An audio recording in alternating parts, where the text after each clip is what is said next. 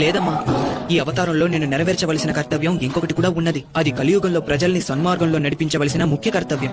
నాకంటూ ఒక స్థానాన్ని ఏర్పరచుకుని నేనక్కడే ఉండి భక్తులను అనుగ్రహించదలిచాను. తండ్రి, మీ రాజ్యంలోని ఏదో ఒక ప్రాంతంలో కొంత చోటివ్వండి. నేనక్కడే ఉండి ప్రజల కష్టాలు తీరుస్తాను. నాయనా, తమకు ఎంత చోటు కావాలో, ఎక్కడ కావాలో తీసుకోండి.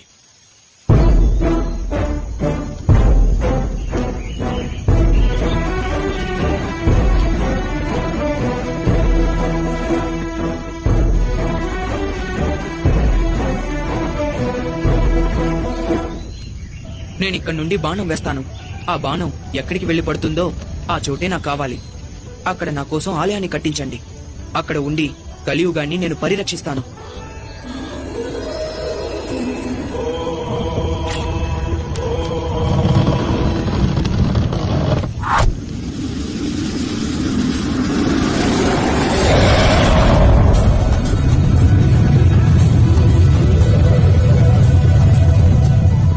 ఆ బాణం పడిన చోటే శబరిమల.